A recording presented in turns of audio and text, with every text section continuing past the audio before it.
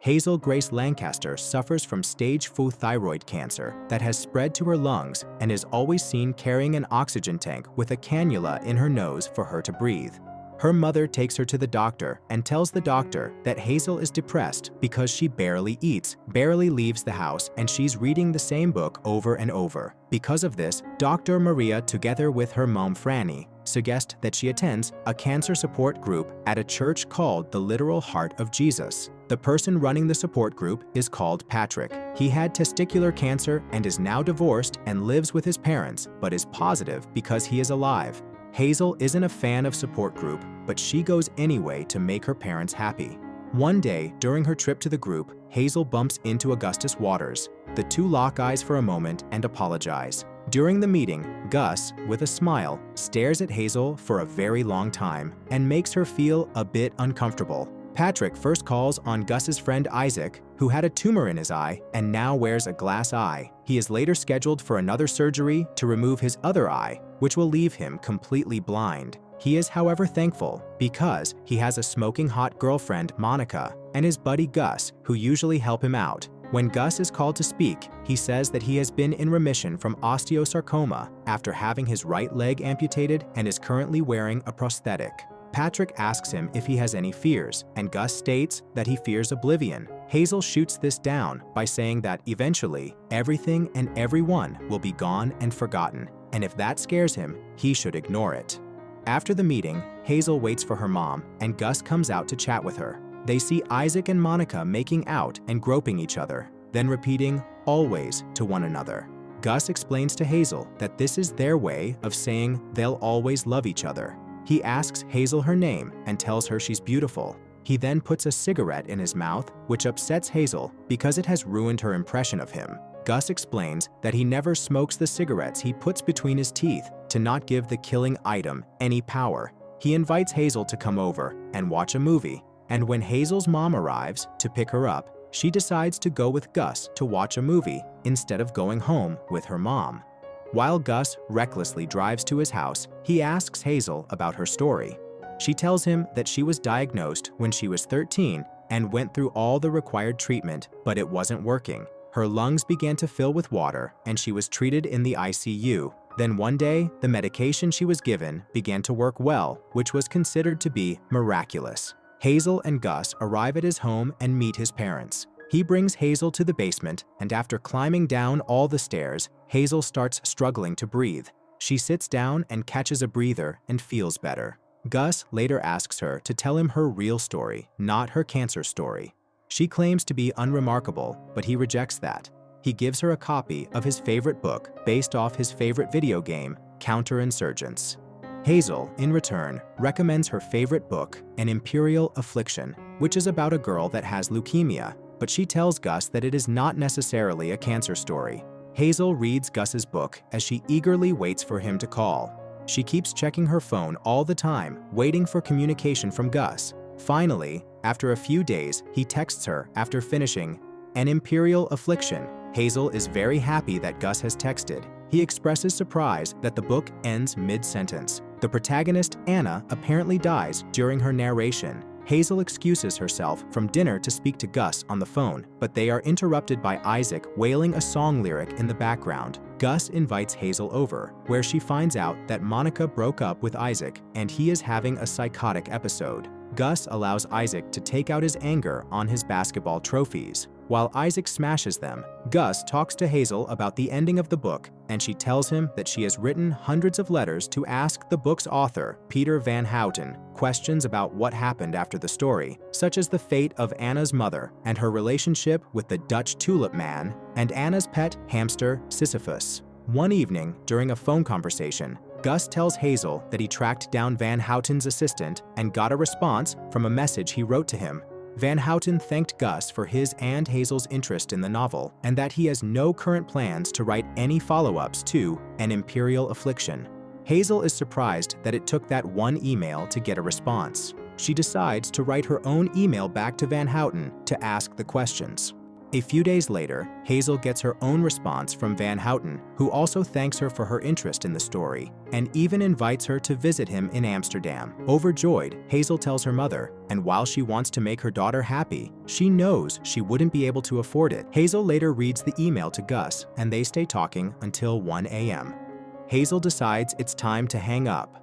"Okay," Gus responds. "Okay," Hazel says back. Gus decides that "okay" can be there always. Hazel tells Gus about the invitation, and Gus suggests asking the Genies, an organization like a Make-A-Wish Foundation, to grant her this wish. Hazel states that she already used her wish to go to Disney World. Gus is disappointed that she used her wish on a cliché. A while later, after Hazel's doctor's appointment, Gus shows up at Hazel's home with flowers and then invites her on a picnic to a park featuring a giant skeleton playground called Funky Bones. As he waits for Hazel to dress up, Hazel's dad, Michael, has a man-to-man talk with Gus and tells him that he should remember that Hazel is still very sick and she'll want to keep up with him, so he should be careful. At the park, Gus jokes that he has brought all his romantic conquests here, and that is why he is a virgin. He jokes that it has something to do with him being an 18-year-old boy with one leg.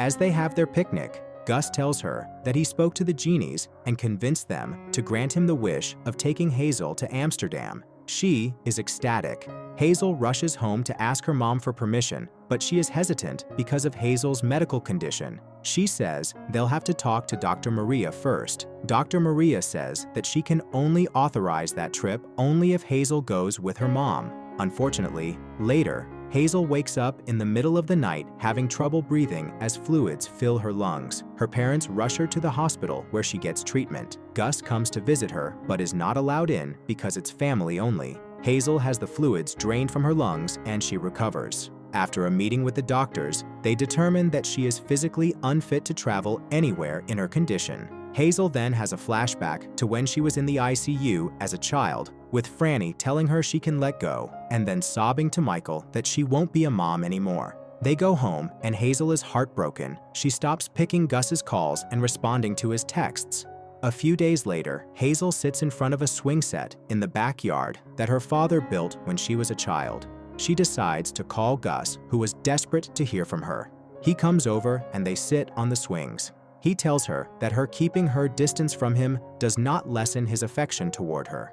She compares herself to a grenade and that she will blow up and destroy everything in her way. Not wanting to hurt Gus, Hazel decides they ought to remain friends. Days later, Van Houten's assistant Leetowai emails Hazel to extend the invitation again after learning that they will be traveling to Amsterdam in a week. Hazel calls her mother in and she admits that she wanted to surprise her, but they are indeed going to Amsterdam. Hazel hugs Franny and then texts Gus. He replies, "Everything is coming up waters." She then looks down at her lungs and tells them to keep their shit together. Gus arrives in a limo to pick up Hazel and Franny, declaring he wants to travel in style. On the plane, Gus becomes nervous as he's never ridden on a plane before, but he becomes excited once they take off. On their first day in Amsterdam, Hazel and Gus ride through a canal and go to a Dutch restaurant, Orangie. Hazel wears a cute blue dress given to her by her mom as a gift. Gus is stunned by how beautiful Hazel looks. At the restaurant, they are served Dom Perignon and they enjoy it. Hazel tells Gus that he has a nice suit. Gus then tells her that it's his death suit. They have their dinner and Gus proudly declares his love to Hazel. He says that he is madly in love with Hazel and apologizes for it. This puts a big smile on Hazel's face. When they ask for the check, the waiter says the dinner was all paid for by Van Houten. The next day, Hazel and Gus go to meet Van Houten. They are greeted at the door by Leetowai, who welcomes them inside. There is unopened fan mail all over the floor. The couple finds Van Houten in his pajamas, drinking scotch. They sit down so Van Houten can answer their questions, but he instead plays Swedish rap. They thank him for dinner, and he gets surprised because it turns out it's his secretary that bought them dinner, and not Van Houten himself. Van Houten didn't even want to meet them. Hazel starts to ask questions, such as the fate of Anna's mother and the Dutch tulip man, but Van Houten only responds with philosophical nonsense. Gus, very angry, asks him if he's messing with them, and Van Houten makes a rude comment about Gus's cancer. It gets worse by refusing to answer Hazel's questions and insulting her and Gus's sickness. Hazel can't take it anymore and calls him out on his cruelty, and he asks them to leave his house.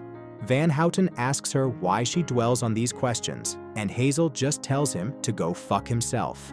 Lidewijge, appalled by Van Houten's behavior, escorts Hazel and Gus to the Anne Frank house. Since there are no elevators, Hazel must walk up all the stairs and climb the ladder, which puts a strain on her breathing. Gus tries to convince her to stop because her breathing is getting worse and worse, but she refuses to stop in the middle of the stairs. They get up to the floor with a vocal recording of Anne Frank's diary. As the voice talks about capturing beauty, Hazel and Gus share their first kiss. The onlookers, including Lidewijge, applaud them. They go back to Gus's room and make love for the first time. Gus is insecure about his leg, but Hazel tells him it's okay.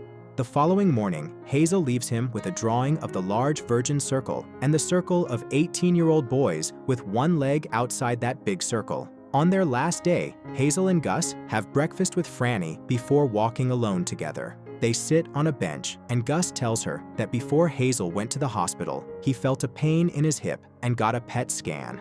Hazel already knows what he's going to tell her. Gus says the scan lit up like a Christmas tree, and the cancer returned and spread through his body. He then says he's sorry. Hazel puts her head on his shoulder and cries, saying the world is so unfair to them. They both cry. Gus tries to lighten the mood by suggesting they make out. Hazel, Gus, and Franny return to Indianapolis, with Michael picking them up. Later, Gus starts his chemotherapy treatment as he and Hazel hang out with Isaac, who is now completely blind, and tells them that Monica hasn't spoken to him since the breakup. As they are talking, Isaac asks Hazel if she's written Gus's eulogy yet. This shocked Hazel because she didn't know anything about it. Gus told her that he's looking for people to write his eulogy, and he'd love it if Hazel and Isaac do that. Hazel says she'll be honored. To help Isaac get revenge against Monica for dumping him right before his surgery, Hazel and Gus buy eggs, and they go to Monica's home and pelt her car with eggs. They let Isaac throw the eggs, which helps him feel better. Gus calls Hazel in the middle of the night to ask her to come to the gas station to help him. She drives over there to find him sitting in his car, covered in his own vomit, with an infection in his abdomen from the G-tube. Hazel starts to call for an ambulance, despite Gus's pleas. The ambulance arrives and takes Gus away. Gus undergoes more treatment for the cancer until the doctors decide to take him off the chemo. He now requires a wheelchair to get around. Hazel takes him to Funky Bones for a picnic. He expresses his desire to have left an impact on the world before he dies and his need to live an extraordinary life. Hazel takes offense to it and tells him that he doesn't need to do all that because she and his parents love him and that it should be enough. He says he's sorry, and they drink champagne. Gus calls Hazel another evening to invite her to the literal Heart of Jesus for a gathering and to bring a eulogy that he asked Hazel to write for him. She starts to leave but is stopped by her parents, who are setting up dinner. Hazel argues with them that she will be gone and that they will be alone after hearing her mother say she won't be a mom anymore after Hazel dies. Both her parents say they will never stop loving her, no matter what happens, and that Franny is taking classes to become a speaker. Hazel becomes happy that her parents will be fulfilled, even after she is gone. Hazel joins Gus and Isaac at the church for what is a pre-funeral for Gus, since he wants to attend his own funeral.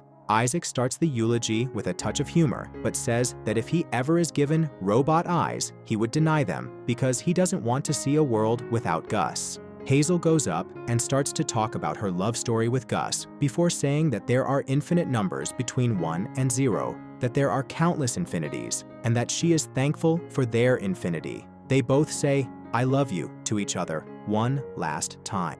Gus dies 8 days later. The Lancasters receive a phone call in the middle of the night to hear the news. Hazel's parents walk into her room, and without a word, she knows what it is and she begins to cry. She recalls a time when undergoing treatment and the nurse asked her to rate her pain on a scale from 1 to 10. Hazel said 9, and the nurse said she was a fighter for calling a 10 a 9. She says that she was saving her 10 for this sort of occasion. A funeral is held for Gus. Hazel and her parents go, and as the preacher speaks, Hazel is surprised to see Van Houten there. Hazel is called up to speak and gives a new eulogy. After the funeral, Hazel decides to drive home alone, and Van Houten enters her car. There, she learns that he and Gus kept in touch prior to his death, and Gus told Van Houten that he could redeem himself by visiting Hazel and answering her questions. He reveals that Anna was based on Van Houten's 8-year-old daughter who died of leukemia. Before she sends him out of her car, Van Houten gives Hazel a letter, which she crumples up. She drives away and sees him drink from his flask. Hazel's dad goes to comfort her following Gus's death. Later, Isaac goes over to visit. He tells Hazel that Gus really loved her and never stopped talking about her to the point where it got annoying. He asks her if she read the letter from Van Houten, but Hazel says she wasn't interested in reading anything from that guy. Isaac then told her that the letter was written by Gus. He just wanted Van Houten to hand-deliver it to Hazel. The letter is a eulogy for Hazel, written by Gus. We hear Gus's voice reading it, saying that he saw Hazel in the ICU while she slept and how he thought about them together. He expresses his admiration for her beauty and personality and adds that people can choose who hurts them. Gus liked his choice, and he hoped Hazel liked hers. He closes it with, "Okay, Hazel Grace." The film ends with Hazel still looking up at the stars, replying, "Okay." Thank you for watching this very emotional movie recap. Please like the video and subscribe to the channel. See you in the next video.